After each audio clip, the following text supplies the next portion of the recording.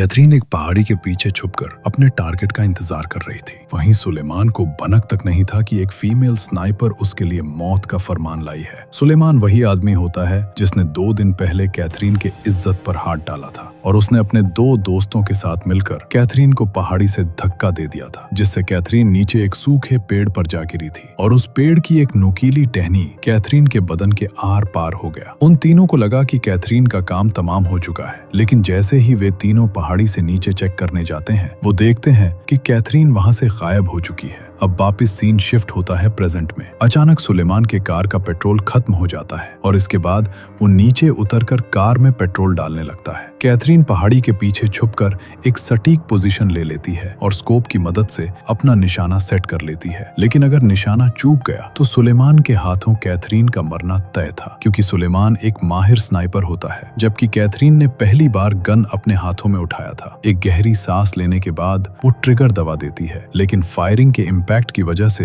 वो गन को कंट्रोल नहीं कर पाती और गोली सुलेमान के सर को मिस करते हुए कंधे पर जा लगती है। कैथरीन तुरंत कार की तरफ बढ़ती है, क्योंकि उसे मालूम था कि सुलेमान बुरी तरह से घायल हो चुका है। लेकिन कार के पास पहुंचते ही वो देखती है कि सुलेमान वहां कहीं नजर नहीं आ रहा, जिससे कैथरीन बहुत पैनिक हो जाती है, क्योंकि सुलेमान कहीं से भी छुपकर उसे शूट कर सकता था। लेकिन तभी कैथरीन को खून के निशान दिखते हैं और वो इस निशान का पीछा करने लगती है। सुलेमान ऊंचे टीले की तरफ भाग रहा होता है ताकि वो छुपकर एक बेहतर पोजीशन ले सके। वो एक कपड़े से अपने जख्मी कंधे को टाइटली बांधता है और खून के बहाव को रोक देता है। कैथरीन खून का पीछा करते करते बहुत दूर निकल जाती है। तभी वो देखती है कि निशान अचानक खत्म हो चुका है, जिससे वो समझ जाती है कि टारगेट आसपास ही छुपा हुआ है। सुलेमान कैथरीन के ठीक पीछे एक पहाड़ी पर छुपा हुआ था। कंधे में गोली लगने की वजह से बंदूक उठाकर निशाना सेट करना उसके लिए बहुत मुश्किल हो रहा था, लेकिन वो पूरी ताकत के साथ अपना निशाना कैथरीन के सर पर सेट करता है। लेकिन ढीले हाथों की वजह से निशाना चूक जाता है और गोली कैथरीन के कान पर जा लगती है, जिससे कैथरीन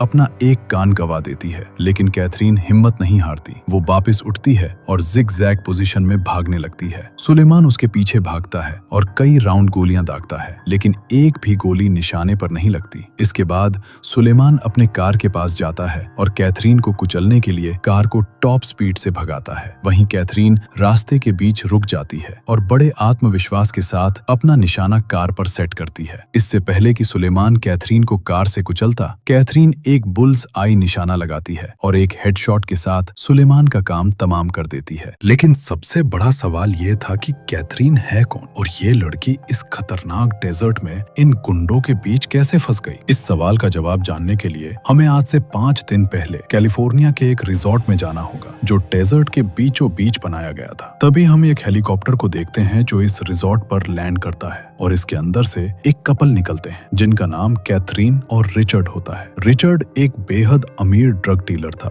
और ये रिजॉर्ट रिचर्ड ने ही बनवाया था ताकि वो अपनी पत्नी से छुपकर यहाँ दूसरी लड़कियों के साथ अय्याशी कर सके। कैथरीन एक मॉडल थी जो एक गरीब फैमिली से बिलोंग करती थी और रिचर्ड ने कैथरीन को अमीर बनाने के सपने दिखाकर अपने प्यार के जाल में फंसा लिया था ताकि वो एकांत में कैथरीन के साथ गपागप कर सके। 2 दिन उस रिजॉर्ट में बहुत अच्छा बीतता है। कैथरीन को भी वहाँ बहुत मजा आ रहा था, क्योंकि रिचर्ड उसके सामने एक सच्चा आशिक बनने की ढोंग कर रहा था। तभी तीसरे दिन अचानक 2 लोग आ धमकते हैं जो रिचर्ड के बिजनेस पार्टनर थे। उन दोनों को देखकर कैथरीन को थोड़ा डाउट होता है, क्योंकि रिचर्ड ने उससे कहा था कि वहाँ उनके अलावा और कोई नहीं आ सकता। लेकिन रिचर्ड उसे समझाता है कि ये अच्छे और नेक लोग हैं, इसीलिए घबराने की कोई जरूरत नहीं। उस वक्त कैथरीन ने सिर्फ एक अंडरवियर ही पहन रखा था और यही चीज सुलेमान और हेनरी को उत्तेजित कर देती है। वो लोग ब्रेकफास्ट करने के लिए बैठते हैं। तभी रिचर्ड अपने दोस्तों को एक खास ड्रग दिखाता है और कहता है कि ये ड्रग दुनिया का सबसे पावरफुल ड्रग है, जिसके सेवन से इंसान की मानसिक क्षमता 10 गुना तक बढ़ जाती है। इसके बाद रिचर्ड इस ड्रग को कैथरीन के पास सौंप देता है और कहता है कि इसे ऐसी जगह छुपा दो जहां इसे कोई ढूंढ ना पाए, क्योंकि ये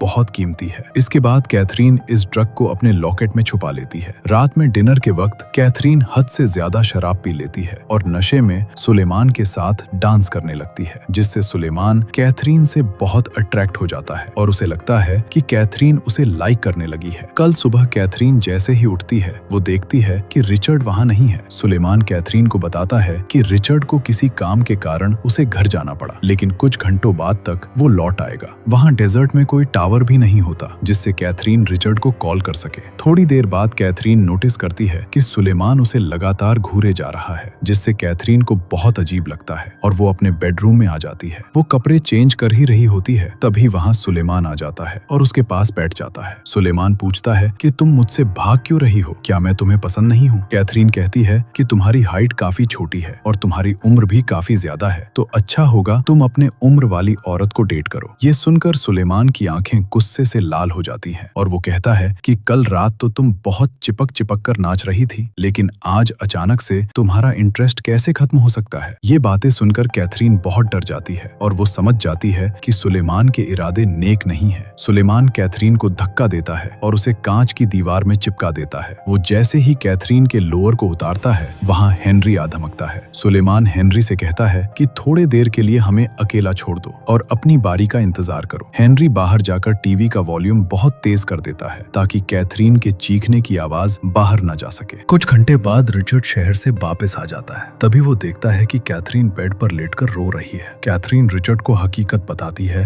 कि उसके गैर मौजूदगी में उसके दोनों दोस्तों ने उसके साथ क्या क्या किया। ये सुनकर रिचर्ड ज्यादा रिएक्ट नहीं करता। वो कहता है कि तुम हो ही इतनी खूबसूरत कि कोई भी आदमी अपने हवस को रेजिस्ट नहीं कर पाएगा, इसीलिए तुम इस बात को भूल जाओ। वैसे भी वो दोनों कल सुबह ही यहाँ से निकल जाएंगे। ये सुनकर कैथरीन के पैरों तले जमीन ही निकल जाती है, क्योंकि उसने सोचा था कि रिचर्ड उन दोनों को पुलिस के हवाले कर देगा, लेकिन रिचर्ड तो ऐसे रिएक्ट कर रहा था जैसे ये उसके लिए एक नॉर्मल बात हो। कैथरीन समझ जाती है कि रिचर्ड उसे प्यार नहीं करता, बस वो पैसों की लालच देकर मुझे धंधे वाली की तरह इस्तेमाल कर रहा है। तभी कैथरीन कहती है कि मुझे अभी के अभी घर जाना है। अगर तुमने मुझे घर नहीं छोड़ा तो मैं तुम्हारे अफेयर की बात तुम्हारी बीवी को बता दूंगी। रिचर्ड कैथरीन को पकड़ने की कोशिश करता है ताकि उसे मारकर ठिकाने लगा सके, लेकिन कैथरीन वहां से भागने लगती है। ये देख सुलेमान और हेनरी भी कैथरीन को पकड़ने के लिए भागते हैं। तभी कैथरीन के सामने एक खाई आ जाती है और तीनों बंदे कैथरीन को घेर लेते हैं। रिचर्ड कैथरीन का विश्वास जीतने के लिए उसे झांसा देता है और कहता है कि हेलीकॉप्टर बस आने ही वाला होगा, तुम यहाँ से सेफली अपने घर निकल जाना। और ये कहकर रिचर्ड धीरे धीरे कैथरीन के पास आ जाता है और धक्का देकर उसे पहाड़ी से नीचे गिरा देता है। कैथरीन सीधा जाकर एक पेड़ के टहनी पर गिरती है और वो टहनी उसके शरीर के आर पार हो जाती है। ये देखकर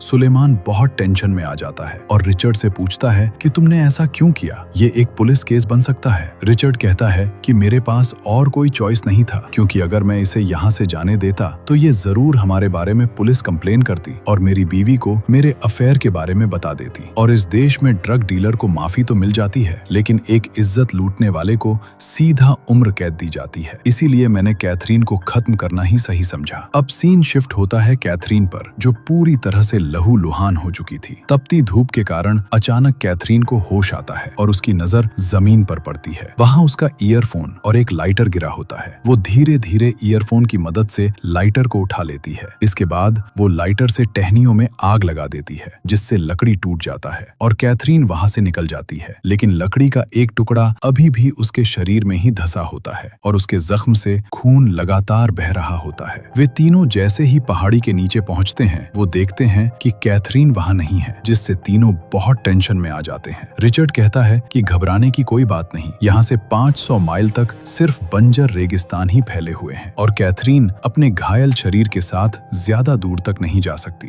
तभी उन तीनों को कैथरीन के खून का निशान दिखता है और वो निशान का पीछा करते हुए एक झील के पास आ जाते हैं। रिचर्ड हेनरी को अलग दिशा में भेज देता है और खुद दूसरी तरफ कैथरीन को ढूंढने निकल जाता है। वहीं सुलेमान अपनी चालाकी दिखाता है और उन दोनों के जाने के बाद वो चुपचाप अपनी कार में आकर बैठ जाता है और कार का हीटर चालू करके मस्त आराम से सो जाता है। अब सीन शिफ्ट होता है हेनरी पर, जो लेक में टॉयलेट कर रहा था। तभी कैथरीन चुपके से आती है और हेनरी के शॉटगन को उठाकर हेनरी को अपने गन पॉइंट पर ले लेती है, लेकिन वो गन लोडेड नहीं होता और हेनरी कैथरीन को पकड़ लेता है। वो कैथरीन को पानी में डुबाकर मारने लगता है। तभी कैथरीन अचानक हेनरी का चाकू उसके पॉकेट से निकाल लेती है और वो चाकू उसके आंख में धंसा देती है, जिससे हेनरी तड़प तड़प कर मर जाता है। इसके बाद कैथरीन हेनरी की बाइक और उसका सामान लेकर एक गुफा में चली आती है। उसका घाव बहुत ज्यादा दर्द कर रहा होता है और वो लकड़ी अभी भी उसके शरीर में ही धसी होती है, लेकिन कैथरीन की हिम्मत नहीं होती कि वो उस लकड़ी को छू भी सके। इसके बाद उसे याद आता है कि उसके पास रिचर्ड का वो एंटी ड्रग है जिसे उसने लॉकेट में छुपाया था। वो ड्रग निकालती है और उसे खा लेती है। अचानक कैथरीन का जख्म दर्द देना बंद कर देता है और एकदम से उसमें एक आत्मविश्वास भर जाता है, क्योंकि अब उसकी मानसिक क्षमता पहले से 10 गुनी हो चुकी थी। वो चाकू गर्म करती है और अपने जख्म के चारों ओर एक चीरा लगाकर जख्म को बड़ा कर लेती है और बड़े आराम से उस लकड़ी को बाहर निकाल लेती है। इसके बाद वो बियर के कैन को फाड़कर उसके मेटल शीट को हाई टेम्परेचर पर गर्म करती है और उस मेटल शीट को अपने जख्म पर लगा लेती है ताकि ब्लीडिंग पूरी तरह से रुक जाए। अगली सुबह कैथरीन की आंखें जैसे ही खुलती है, वो मेटल शीट हटाकर अपने जख्म को चेक करती है। वो देखती है कि ड्रग की वजह से जख्म बहुत तेजी से भर रहा होता है। अब सीन शिफ्ट होता है सुलेमान पर। वो जैसे ही जागता है, उसकी नजर रिचर्ड पर पड़ती है, जो बहुत परेशान दिख रहा था क्योंकि कैथरीन अभी भी उसके हाथ नहीं आई थी। सुलेमान झील में अपना हाथ मुंह धो ही रहा होता है, तभी हेनरी की लाश तैरते हुए पानी के ऊपर आ जाती है, जिसे देखकर सुलेमान के रोंगटे खड़े हो जाते हैं। हेनरी की लाश देखकर रिचर्ड बहुत परेशान हो जाता है। रिचर्ड कहता है कि ये सब तुम्हारी वजह से हुआ है, इसीलिए अब कैथरीन को ढूंढकर खत्म करना भी तुम्हारा ही काम है और मैं शहर जा रहा हूँ क्योंकि मेरा इस घटना से कोई लेना देना नहीं है। इसके बाद रिचर्ड अपने रिजॉर्ट की तरफ लौट जाता है और सुलेमान गुस्से में कैथरीन को खत्म करने के लिए निकल जाता है। अब हम कैथरीन को देखते हैं जो एक ऊंचे टीले पर जाती है और हेनरी के दूरबीन से चारों तरफ का जायजा लेती है। तभी उसे सुलेमान अपनी गाड़ी से आते हुए दिखता है और उसके बाद सुलेमान का क्या हश्र होता है वो आप कहानी के पहले ही जान चुके हैं। अब कैथरीन ने 2 दुश्मनों का टिकट काट दिया था। अब बाकी रह गया था आखिरी और मेन टारगेट, जो अपने रिजॉर्ट में आराम से बैठा हुआ था। रिचर्ड अपने हेलीकॉप्टर को फोन करता है और उसे आधे घंटे में पिकअप करने के लिए बुला लेता है। रिचर्ड डिसाइड करता है कि जब तक हेलीकॉप्टर यहाँ पहुँचता है मैं एक शावर ले लेता हूँ। नहाने नहाते रिचर्ड को अचानक गार्डन से एक तेज आवाज आती है, जिससे वो बहुत घबरा जाता है। इसके बाद वो अपनी गन उठाकर गार्डन की तरफ बढ़ता है, लेकिन वहाँ कोई नहीं होता और वो वापस रिजॉर्ट के अंदर चला आता है। तभी अचानक उसकी नजर कैथरीन पर पड़ती है, जो गेट के बाहर से अपना निशाना सेट कर चुकी थी। इससे पहले कि रिचर्ड अपना गन उठाता, कैथरीन उसे शूट कर देती है और गोली सीधा जाकर रिचर्ड के पेट पर लगती है, लेकिन रिचर्ड हार नहीं मानता। वो वहाँ से भागकर वॉशरूम में चला आता है। कैथरीन भी उसके पीछे पीछे वॉशरूम में आ जाती है, लेकिन तब तक रिचर्ड वहाँ से निकलकर हॉल में छुप जाता है और अपना पोजीशन ले लेता है। कैथरीन रिचर्ड के निशाने पर आने ही वाली होती है, तभी वो देखती है कि आगे फ्लोर पर बहुत सारा खून बह रहा है, जिससे वो समझ जाती है कि ये खून रिचर्ड के जख्म से बह रहा है और वो दीवार के पीछे ही छुपा हुआ है। इसके बाद कैथरीन सावधानी से अपना कदम पीछे खींचती है और वॉशरूम से घूमकर आगे बढ़ने लगती है, लेकिन रिचर्ड भी उसके पीछे पीछे चलने लगता है और दोनों वॉशरूम के चारों ओर एक दूसरे को ढूंढने के लिए चूहे बिल्ली की तरह भागने लगते हैं। लेकिन तभी कैथरीन फ्लोर पर पड़े खून की वजह से फिसल कर गिर जाती है, लेकिन तब तक रिचर्ड की गोलियां खत्म हो चुकी थीं। इसीलिए वो अपने राइफल से ही कैथरीन को पीटने लगता है, लेकिन किसी तरह कैथरीन अपने गन तक पहुंच जाती है और रिचर्ड को गोली मारकर अपना बदला पूरा करती है। कैथरीन ने साबित कर दिया था कि घायल शेर सबसे खतरनाक होता है और इसी के साथ ये कहानी यहीं खत्म हो जाती है। कहानी कैसी लगी कमेंट्स में बताइए और ऐसे ढेर सारे इंटरेस्टिंग स्टोरी के लिए चैनल को सब्सक्राइब कीजिए। मिलते हैं एक और दिलचस्प कहानी के साथ।